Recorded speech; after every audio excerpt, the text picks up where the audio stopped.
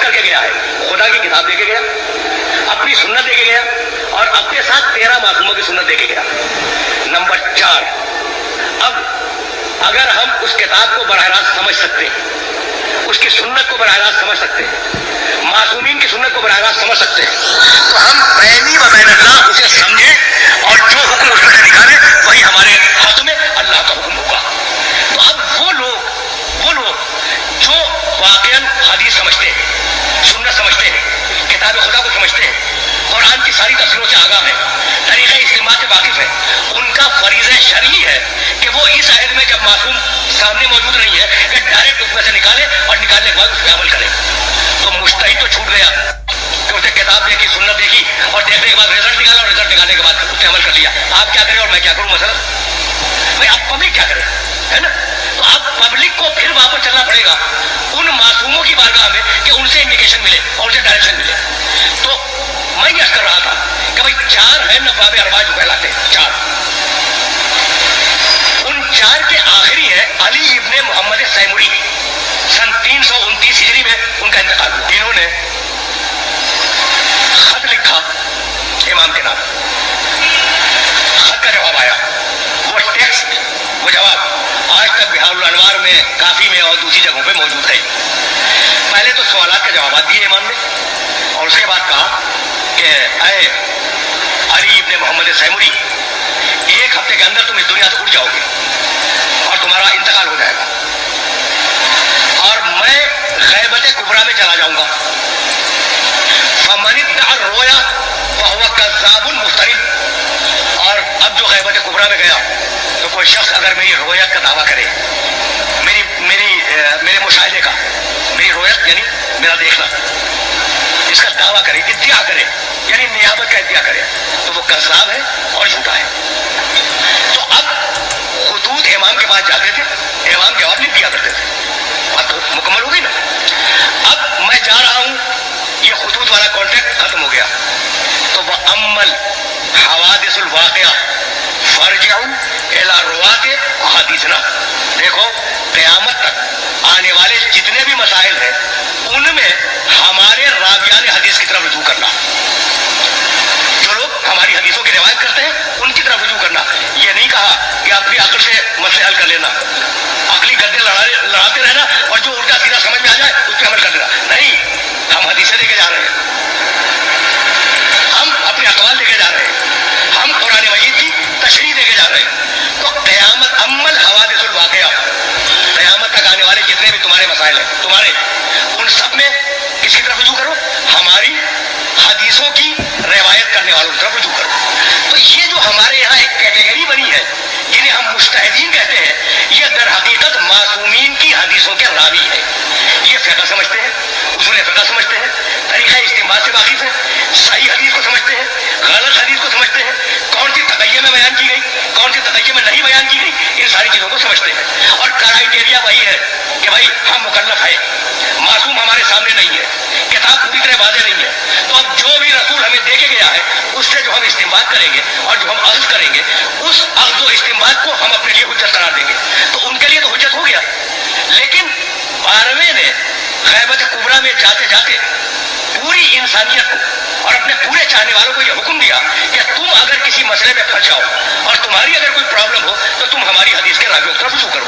अब उस रावी हदीस को आप चाहे मुफ्ती कह लें, चाहे मर्जा कह लें, चाहे मुज्तहिद कह लें, चाहे कुछ और कह लें, हुक्म इमाम यह है कि अगर तुम किसी मसले में फंस जाओ और अटक जाओ और तुम्हें उस मसले का हल न मालूम हो तो उसकी तरफ रुजू करो।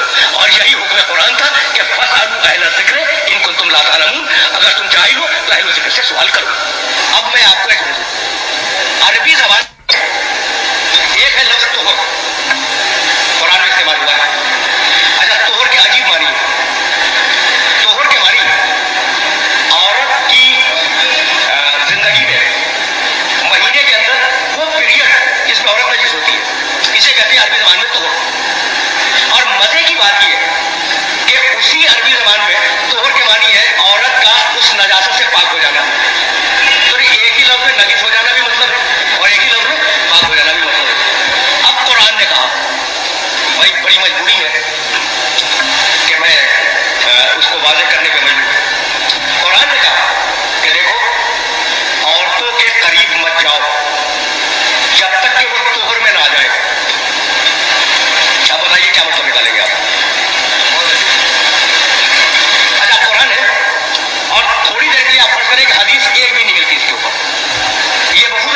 بات کر رہا ہوں تاکہ بات واضح ہو جائے. حدیث ایک نہیں ملتی. اور آیت رکھی ہوئی ہے کہ عورتوں کے قریب مت جانا حتی یطہرن، جب تک کہ وہ طہر میں نہ آ جائے. اچھا تو اب رزلٹ کیا نکلا؟ ایک لفظ قریب آ گیا. ایک قریب جانا 5 منٹ جانا، دوسرا قریب وہ جانا جو نکاح کا منشا ہے. تو قریب جانے کے معنی کیا لیں گے آپ؟ پہلا سوال یہ ہو گیا. دوسرا سوال یہ ہو گیا کہ طہر کے معنی کیا لیں گے؟ کہ نجاست ڈسکنٹینیو ہو جائے یہ معنی لیں گے، یا وہ باقاعدہ غسل کر کے طاہر ہو جائے یہ معنی لیں گے. تو ایک چھوٹی سی آیت کے 4 معنی نکل آئے. عورت کے پاس بھی نہ بیٹھو، پہلا معنی. عورت سے مخالفت نہ کرو، دوسرا معنی.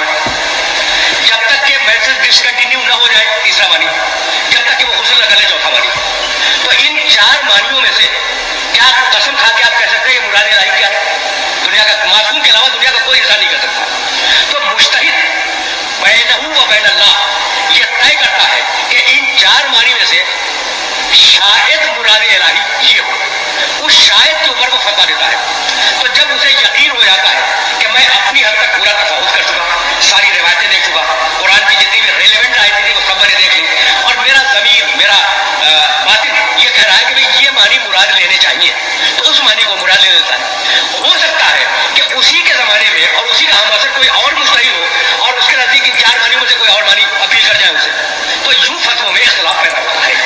اچھا اب اس کی مثال میں اور بھی واضح کر دوں. دیکھیں جناب، آپ ایک بچہ لے کے آئے اور آپ تو ماشاء اللہ بہت لوگ بیٹھے ہوئے ہیں، بچہ لے کے آئے اور پھر دوست سے کونے میں بیٹھ کے آپ نے بات کرنی شروع کی. بچے نے آپ سے اجازت مانگی کہ آپ کو بات کرنا ہے، میں کھیلوں. آپ نے کہا کھیلو لیکن اس 4 دیواری کے اندر کھیلنا. باہر گئے تو میں سزا دوں گا. تو اب بچے کو کیا کرنا چاہیے؟ باہر جانے سے پرہیز کرنا چاہیے. لیکن بچے کے لیے یہ ضروری ہے کہ اس گوشے میں کھیلے اس میں نہ جائے، یا وہاں کھیلے یہاں نہ آئے؟ نہیں، آپ نے تو اسے الاؤ کیا ہے کہ اس 4 دیواری میں جہاں جی چاہے کھیلو. اسی طریقے سے شریعت کی جو 4 دیواری ہے، کتاب، سنت، اجماع، دلیل عقل، اس میں مجتہد کس مقام پہ بیٹھ جائے گی اس کی اپنی مرضی. اور یہ ہے بنیاد اختلاف فتاویٰ کی. اچھا تو نمبر 2 بھی تھا اس میں کہ کیا تقلید سوالات پوچھنے کا نام ہے؟ تو تقلید صرف سوالات پوچھنے کا نام نہیں ہے، تقلید سوالات پوچھ کر عمل کرنے کا نام ہے. اسلام میں کوئی بھی چیز ہو یا جائز ہوگی یا ناجائز، اور یہ ہر مسلمان کے لیے ہے، مگر ہمارے یہاں فتوے میں بہت سی باتیں ایسی ہیں جن میں ایک کا فتویٰ جائز ہے اور ایک کا ناجائز.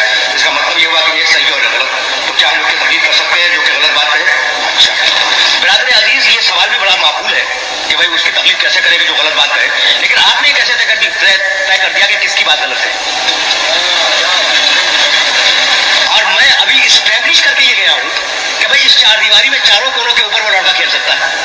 تو معصوم نے جب ایک فریم ورک دے دیا آپ کو کہ بھائی کتاب، سنت، اجماع اور دلیل عقل اس کے اندر رہنا ہے، تو اگر اس فریم ورک سے باہر گیا تو غلط ہے، اور فریم ورک کے اندر ہے تو 4 کیا، 2 کے خلاف کی بات کرنا. 25 مجتہد بھی اگر 25 باتیں کہیں تو سب کی سب صحیح ہے. اچھا اور امام محمد باقر علیہ السلام یہ فرمایا تھا کہ علینا ان نلقی الیکم الاصول وعلیکم ان تفرعوا. ہمارا کام یہ ہے کہ ہم تمہیں اصول بتائیں، یعنی اپنے آپ پبلک سے نہیں کہا، اپنے شاگردوں سے کہا جو صحابہ کرام بیٹھے ہوئے تھے. ہمارا کام ہے کہ ہم تمہیں اصول بتائیں، وعلیکم ان تفرعوا، اور تمہارا کام یہ ہے کہ تم اس میں سے نتیجے نکالو اور نتیجے نکالنے کے بعد فتوے دو. تو یہ جو فتوے دینے کا عمل ہے، تو کبھی 2 آدمی ایک رائے پہ متفق نہیں ہوتے، لیکن اگر ایک آدمی کتاب و سنت کے خلاف بول رہا ہے تو یقینی وہ غلط ہے، اور اگر دونوں کتاب و سنت ہی سے رزلٹ نکال رہے ہیں تو اب یہ تو علم خدا میں ہوگا کہ واقعی حقیقی حکم کیا ہے. لیکن ہماری حد تک وہ دونوں صحیح ہیں، اور ہماری تکلیف شرعی ہے کہ ہم جس مجتہد کی تقلید کر رہے ہیں اس کے فتوے پہ عمل کریں، دوسرے کو ٹچ نہ کریں اور دوسرے کی توہین نہ کریں. اس لیے کہ دوسرا جو ہے وہ بھی کتاب و سنت سے نکال رہا ہے، اپنی رائے سے نہیں. کیا عدل ممبر کا تقاضا یہ نہیں ہے کہ مقرر وہ چیز بیان کرے جو قوم کے لیے جاننا ضروری ہے، مثلاً مسائل فقہ؟ عدل ممبر کا تقاضا یہ نہیں ہے. تو سوال ہی تھا. اچھا اس لیے کہ مسائل فقہ تو ہر وقت بیان کرنا چاہیے، صرف ممبر کا تقاضا تھوڑی ہے. آپ گھر میں بیٹھے جب بھی مسائل فقہ بیان کریں، باپ اپنے بیٹے کو بتائے، بھائی اپنے بھائی کو بتائے، استاد اپنے شاگرد کو بتائے. فقہ کے بغیر تو ایک قدم آگے نہیں چل سکتا. تو بغیر ممبر سے کیوں منتظر کرتے ہیں؟ زندگی کے ہر موڑ کے اوپر فقہ جانے ضروری ہے. آخر خدا نے آخری امام کو غیبت کے پردے میں چھپا کر تقلید وغیرہ के मसले से हमें क्यों दो चार किया? आप दीगर 11 इमामों की तरह हम भी डायरेक्ट इमाम के इताअत में रहते, न कि मुजतहिद तकलीद में। बात तो बड़ी मालूम है। हमारे यहाँ एक गिरोह है जो तकलीद वगैरह मानता ही नहीं। वो कहते हैं कि कुरान खुद पढ़ो, खुद समझो और अमल करो। उनके बारे में क्या हुक्म है? क्या उर्दू में कोई ऐसी जामे किताब है जो मुजतहिद के फतवा के इख्तिलाफात और दीगर बातों के बारे में तफसील से आगाह कर सके? नाम बता दीजिए। तो बिरादर अजीज, उर्दू में तो कोई जामे किताब खुद फिक़ह पे नहीं है, तो फतवे के इख्तिलाफात पे क्या होगी? ये हमारी बदकिस्मती है कि हमारी ज़बान में ऐसी कोई किताब नहीं है। और इख्तिलाफ फतावा बड़े ऊंचे दर्जे की किताबों में है, जैसे जवाहिरुल कलाम है, हदायतुन नाज़िरा है, जो हमारी फिक़ह की 40-40 से 50-50 जिल्दों की किताब है, ये उनके अंदर है। तो उर्दू में ऐसी कोई किताब मौजूद नहीं है। दूसरा सवाल ये है कि हमारे यहाँ एक गिरोह है जो तकलीद वगैरह को मानता ही नहीं। वो कहते हैं कि कुरान खुद पढ़ो, कुरान खुद समझो और अमल करो। क्या कहना है अभी? कुरान वाकई में खुद पढ़ना चाहिए, खुद समझना चाहिए, अमल भी करना चाहिए। लेकिन जैसा कि मैं कह रहा था कि भाई कुत्ते की नजासत कहाँ से मालूम करें कुरान में? और जब नजासत नहीं मिली तो गले लगा के बैठ जाइए। तो आप मजबूर हैं कि कुरान को उसके सही मुफस्सिर से लें, और कुरान के सही मुफस्सिर तक अगर आपकी डायरेक्ट रसाई हो गई, यानी आप रावी हदीस हो गए, तो आप खुद मुजतहिद हो गए, तो मुजतहिद से तकलीद हराम है। और अगर नहीं हुए तो आप मजबूर है उससे सवाल करने पर, सवाल कर लिया तो आप मुक़ल्लिद हो गए। तो तीसरी कोई किस्म नहीं है, तीसरी कोई किस्म नहीं है। यानी अगर आप डायरेक्ट कुरान को समझ सकते हैं, ये तर्जुमा पढ़ के नहीं, तर्जुमे तो हर मुतर्जिम ने अपने स्टाइल से तर्जुमा किया है। अगर आप में इतनी अहलियत है कि डायरेक्ट कुरान को समझ सकते हैं, तो क्या कहना है? जब कुरान को समझते हैं तो आप हदीस को भी समझेंगे, आप हो गए मुजतहिद, तो आप पर तकलीद हराम हो गई। लेकिन अगर नहीं है इतनी सलाहियत, तो फिर मुनासिब नहीं है कि आप तर्जुमे के ऊपर अमल करें। अगर आपने किसी तर्जुमे पर अमल कर लिया तो आप उस मुतर्जिम के मुक़ल्लिद हो गए, तो तकलीद